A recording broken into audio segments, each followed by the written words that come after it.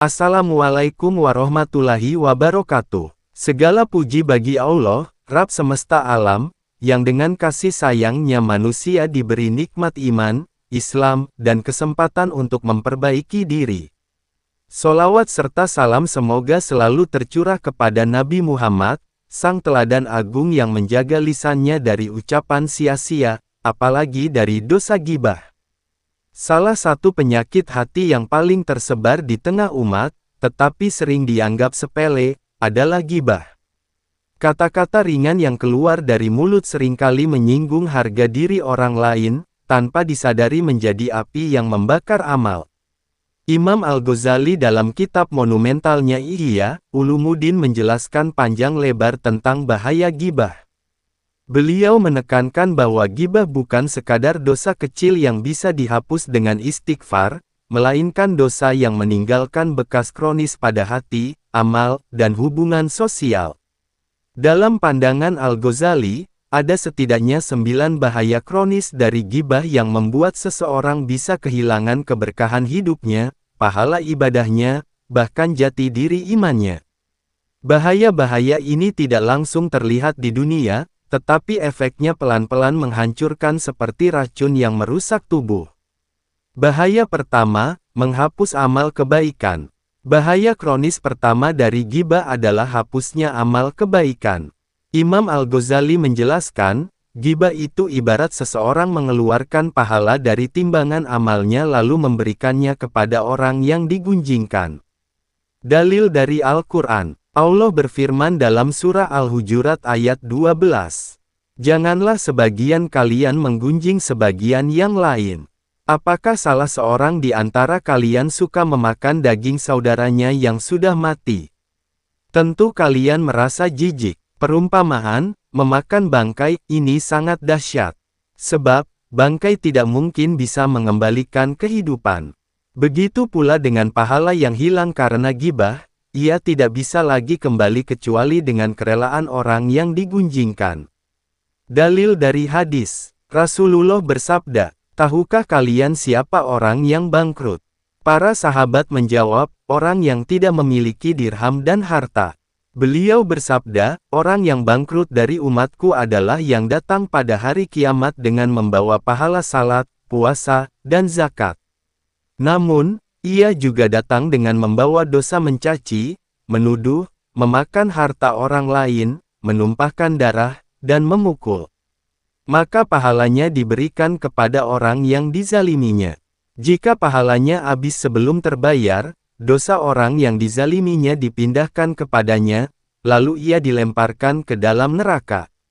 Hadis riwayat Muslim. Hadis ini jelas menggambarkan bahwa ghibah mengalihkan pahala kepada orang lain. Bukankah itu sangat merugikan? Kita beribadah bertahun-tahun, namun hanya karena lisan yang tak terkendali, pahala itu pindah kepada orang lain. Penjelasan, Imam Al-Ghazali menegaskan, amal kebaikan bisa sirna bukan hanya karena ria, tetapi juga karena lisan yang tidak dijaga. Ghibah termasuk di antara dosa yang merampok amal tanpa disadari. Inilah sebabnya banyak orang yang rajin salat, puasa, bahkan haji, tetapi wajah spiritualnya tetap kusam karena pahalanya diam-diam teralirkan kepada orang yang digunjingkannya. Bayangkan, seseorang menghabiskan waktu untuk tahajud setiap malam, tetapi pahala itu justru menjadi milik orang yang ia bicarakan buruk di meja warung kopi. Inilah bahaya kronis yang pertama, kebaikan hilang sia-sia. Bahaya kedua, menanam kebencian dan permusuhan. Bahaya kronis kedua dari ghibah adalah menumbuhkan kebencian dan permusuhan di antara sesama muslim. Sifat mengadu domba. Ghibah seringkali tidak berhenti di satu telinga. Kata-kata yang diucapkan menyebar, kemudian sampai ke telinga orang yang dibicarakan. Saat itu terjadi, akan timbul sakit hati, kekecewaan, bahkan dendam. Imam Al-Ghazali menyebut ghibah sebagai racun sosial karena dapat memecah belah persaudaraan. Ia ibarat api kecil yang membakar jerami kering, sekali menyala, ia menyebar dengan cepat dan sulit dipadamkan. Dalil dari hadis, Rasulullah bersabda, Janganlah kalian saling mendengki, jangan saling menipu, jangan saling membenci, jangan saling membelakangi, dan jangan sebagian kalian menjual atas jualan sebagian yang lain. Jadilah kalian hamba-hamba Allah yang bersaudara. Hadis riwayat Muslim. Hadis ini menekankan pentingnya menjaga ukhuwah. Sementara ghibah adalah lawannya, ia mengikis rasa persaudaraan, menumbuhkan syakwa sangka, dan akhirnya memunculkan kebencian. Contoh nyata, bayangkan sebuah keluarga besar yang rusak hanya karena ucapan kecil. Seorang kakak membicarakan kelemahan adiknya kepada saudara lain. Kata-kata itu sampai ke telinga sang adik. Maka timbullah rasa sakit hati, saling sindir, lalu akhirnya hubungan kekeluargaan menjadi renggang. Padahal, keluarga adalah tempat berlindung, tetapi ghibah merobek kehangatannya. Penjelasan, ghibah pada hakikat adalah pengkhianatan ukhuwah. Alih-alih menjaga rahasia saudaranya, seseorang justru membuka aib. Hati manusia sangat sensitif, sehingga ucapan sekecil apapun bisa meninggalkan luka dalam. Luka itu bila dibiarkan akan membusuk menjadi kebencian, bahkan permusuhan. Inilah bahaya kronis kedua, ghibah merusak silaturahmi dan menumbuhkan permusuhan. Bahaya ketiga, membiasakan hati dengan dosa. Bahaya kronis ketiga dari ghibah adalah membiasakan hati untuk berdosa, sehingga hati menjadi keras dan sulit menerima kebaikan. Mekanisme psikologis. Pada awalnya, seseorang mungkin merasa bersalah ketika melakukan ghibah. Namun jika terus-menerus dilakukan, rasa bersalah itu akan hilang. Lisan menjadi ringan melakukannya, hati menjadi terbiasa, dan dosa terasa biasa. Imam Al-Ghazali menjelaskan bahwa dosa yang diulang-ulang akan menjadi tabiat. Jika sudah menjadi tabiat, orang tidak lagi merasa itu dosa. Inilah kondisi berbahaya, seseorang tidak lagi meminta ampun, karena merasa apa yang ia lakukan wajar.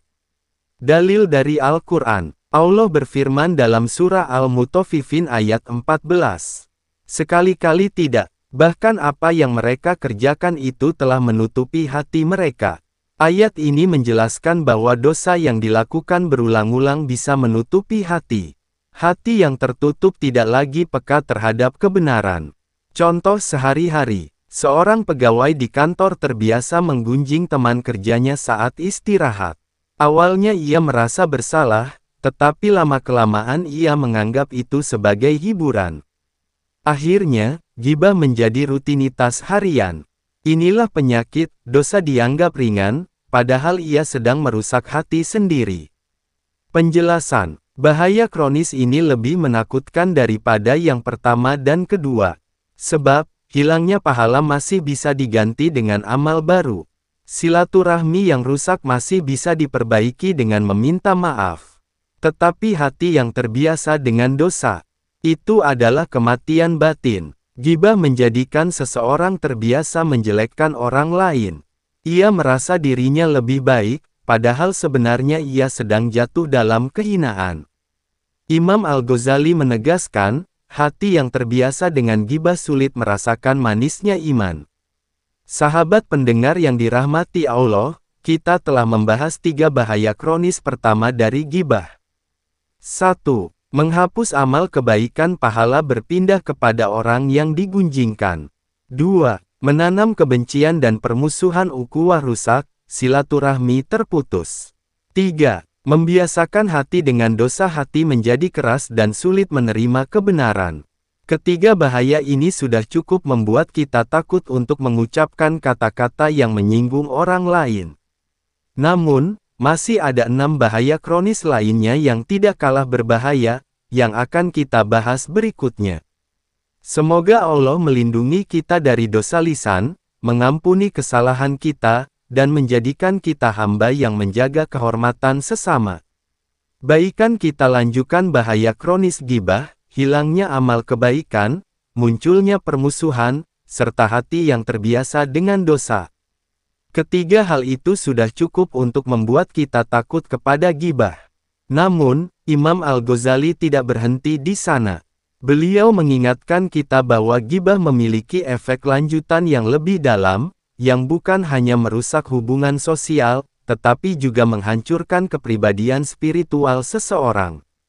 Mari kita gaspol bahaya berikutnya, agar kita semakin sadar bahwa gibah bukan sekadar dosa lisan, melainkan penyakit kronis yang harus diobati segera.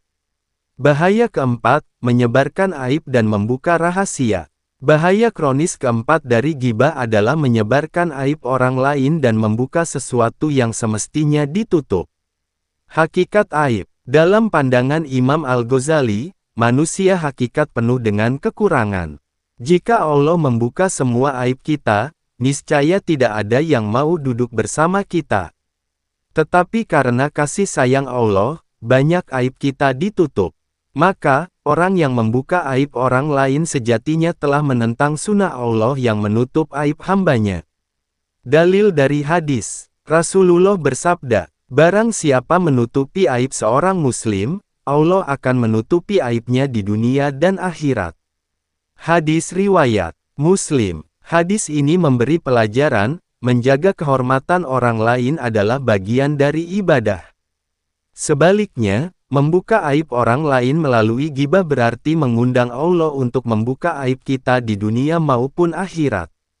Contoh sehari-hari, bayangkan seorang teman mengetahui kelemahan sahabatnya misalnya dalam urusan rumah tangga.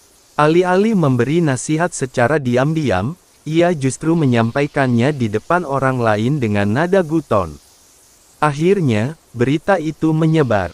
Sahabat yang seharusnya dijaga malah dipermalukan. Disinilah bahayanya, gibah mengubah kelemahan pribadi menjadi konsumsi publik. Padahal, mungkin orang itu sedang berusaha memperbaiki dirinya. Penjelasan, menurut Al-Ghazali, dosa membuka aib ini jauh lebih berat daripada sekadar dosa lisan. Sebab, ia tidak hanya merugikan pelakunya, tetapi juga menghancurkan martabat korban. Ketika harga diri orang lain hancur karena gibah, maka pelaku telah berbuat zalim dengan cara yang sangat halus tapi mematikan. Maka, bahaya kronis keempat adalah, gibah membuat kita menjadi penyebar aib, padahal seharusnya kita menjadi penutup aib. Bahaya kelima, mendorong rasa sombong dan merendahkan orang lain. Bahaya kronis kelima dari gibah adalah munculnya rasa sombong dalam diri pelaku, sekaligus merendahkan orang lain. Mekanisme sombong dalam gibah. Ketika seseorang bergibah, biasanya ia menonjolkan kekurangan orang lain. Namun secara tidak langsung, ia sedang membandingkan, aku tidak seperti dia. Aku lebih baik darinya. Imam Al-Ghazali menegaskan bahwa gibah seringkali lahir dari kesombongan yang tersembunyi. Lisan membicarakan keburukan orang lain, hati merasa puas karena merasa lebih mulia. Padahal, kesombongan sekecil apapun dapat menggugurkan iman.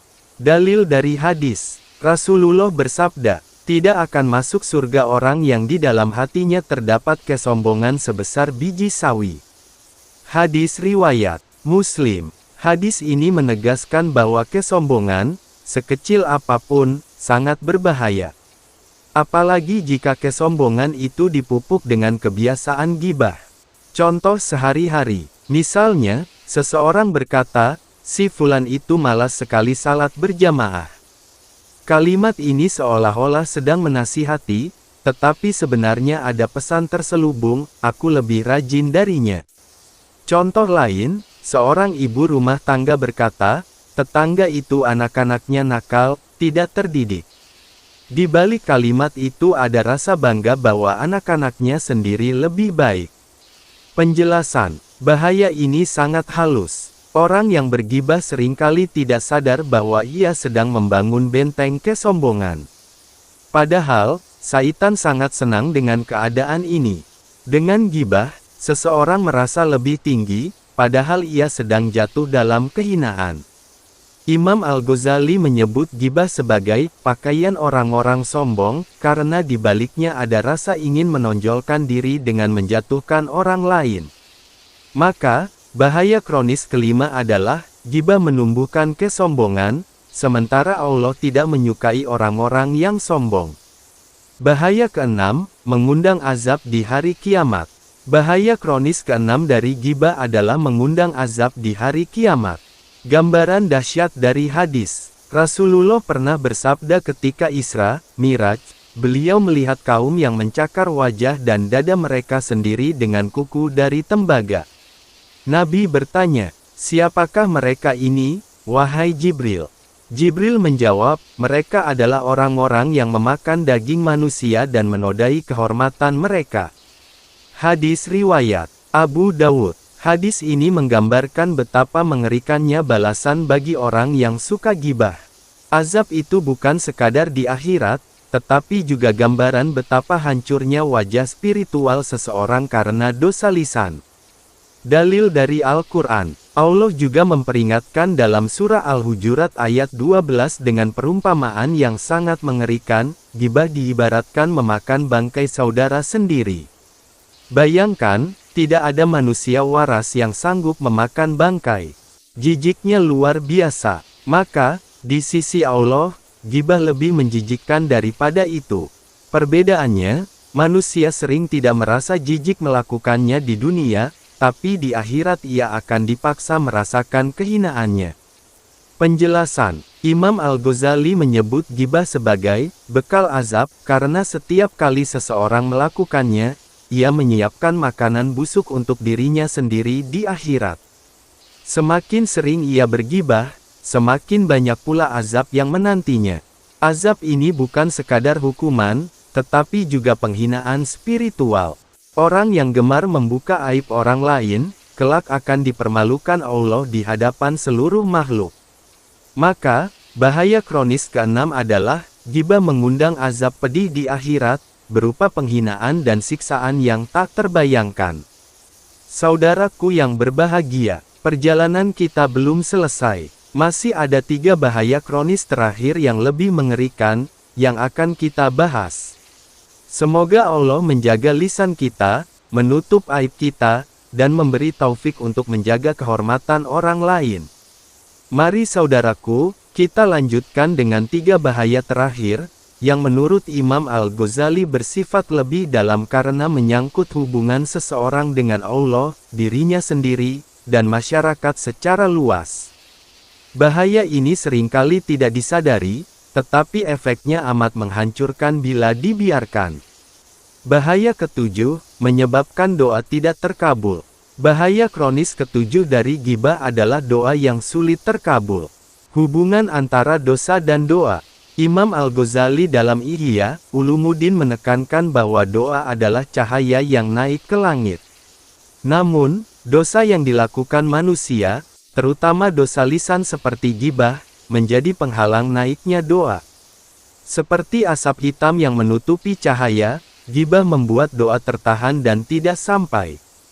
Dalil dari hadis, Rasulullah bersabda, ada seorang laki-laki yang telah melakukan perjalanan jauh, rambutnya kusut masai, tubuhnya berdebu, ia menengadahkan kedua tangannya ke langit seraya berkata, "Ya Rab, ya Rab."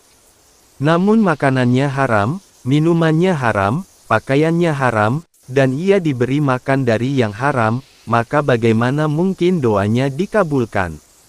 Hadis riwayat Muslim. Hadis ini menunjukkan bahwa dosa dan keharaman menjadi penghalang doa. Ghibah, sebagai dosa besar lisan, juga termasuk di dalamnya. Seseorang mungkin menengadahkan tangan setiap malam, namun lisannya yang penuh ghibah menjadi tirai yang menutup jalannya doa ke langit. Contoh sehari-hari, betapa banyak orang yang merasa doa-doanya tidak pernah dikabulkan, rezeki sempit, hati gundah, masalah tak kunjung selesai. Mereka rajin berdoa, tetapi lupa bahwa lisannya sering menyakiti orang lain. Bukankah mungkin Allah menahan rahmat-Nya karena dosa ghibah yang belum ditobati? Penjelasan, menurut Al-Ghazali, orang yang berghibah seperti orang yang menyiram air ke tanah berpasir, ia berdoa siang dan malam, tetapi doanya tidak berbuah. Mengapa? Karena ia sendiri yang menutup jalan rahmat Allah dengan lisannya. Maka, bahaya kronis ketujuh adalah, ghibah menjadikan doa kita tertolak, bahkan doa yang paling tulus sekalipun. Bahaya ke-8, menjadi penghalang husnul khatimah. Bahaya kronis ke-8 dari ghibah adalah menghalangi seseorang dari husnul khatimah, yakni meninggal dalam keadaan baik. Rahasia husnul khatimah. Husnul khatimah adalah anugerah terbesar di penghujung hidup. Namun, Imam Al-Ghazali menegaskan bahwa dosa-dosa tertentu bisa menjadi penghalang husnul khatimah, dan ghibah termasuk salah satunya. Sebab, ghibah adalah dosa yang menyakiti sesama manusia, dan Allah tidak akan mengampuni dosa antar manusia kecuali dengan kerelaan orang yang dizalimi. Dalil dari hadis, Rasulullah bersabda, barang siapa mati dalam keadaan bebas dari kesombongan, ghibah, dan hutang, ia akan masuk surga.